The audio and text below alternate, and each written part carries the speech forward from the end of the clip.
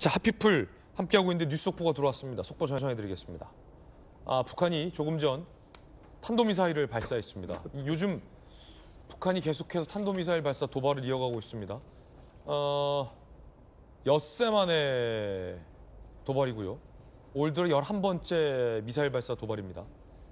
17일 시작된 한미연합 연습 앞에 북한이 무력 시위를 한 것으로 지금 해석이 되고 있고요. 합참에 따르면 북한의 탄도미사일이 700km 이상 비행을 했다는 거면 탄도미사일의 사이즈는 꽤 큰 사이즈로 보입니다. 우리 국가안보실에서 긴급안보회의를 열고 북한의 도발을 즉각 중단할 것을 촉구하기도 했습니다. 다시 한번 뉴스 속보 전해드립니다. 북한이 조금 전 원산에서, 강원도 원산이군요, 동해상으로 탄도미사일을 발사했으니까 700km 정도 갔다는 거죠.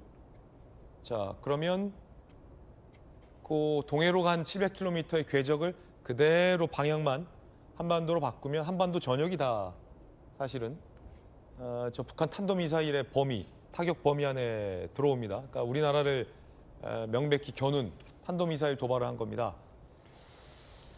자, 지금 국가안보실 입장까지 나왔는데 또 그런 말 갑자기 그 뉴스 좀 여쭤볼 수밖에 없을 것 같은데, 정혁진 변호사님, 최근 정동영 통일부 장관이 업무 보고했잖아요. 대통령도 부정적인 말씀하셨어요.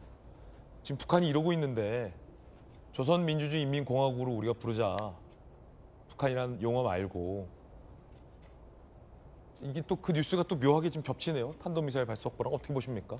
글쎄요, 근데 북한의 태도가 바뀌지 않았습니까? 우리나라의 태도는 그때그때 바뀌어요. 왜냐하면 정권이 어떤 정권이냐에 따라서 우호적으로 바뀔 때도 있고 강하게 나갈 때도 있고. 하지만 북한의 태도는 최근에 바뀌었는데 어떻게 바뀌었냐면요, 더 이상 북한은 우리나라가 같은 민족이라고 생각하지 않고요, 적국이라고 생각한다고 그랬습니다. 지금 제가 공허하다고 생각하는 게, 우리나라 선거 있을 때 주적이 누굽니까? 주적이 누굽니까? 그렇게 물어보는데, 그렇게 물어보지 말고요, 우리나라를 주적으로 삼는 나라가 어디입니까? 이렇게 좀 물어봤으면 좋겠어요. 우리가 어느 나라를 주적으로 삼느냐가 중요한 게 아니라 어느 나라가 우리나라를 없애버려야 될 주적으로 삼느냐, 명확하거든요. 이거는 북한에서 항상 이야기하고 있는 겁니다. 그러니까 저렇게 미사일 빵빵 쏘는 거 아니겠습니까? 그런데 하지 말라고 백날 촉구해봤자 과연 북한이 한 번이라도 이야기를 들었겠습니까?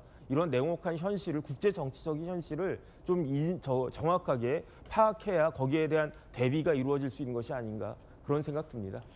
제가 한 10년 전만 하더라도 북한이 이 도발을 할 때 이른바 이 탄도미사일이 아니라 이제 방사포 도발을 많이 섞어서 했는데, 이제는 다 사거리가 긴 탄도미사일로 북한이 도발을 하는 것 같습니다.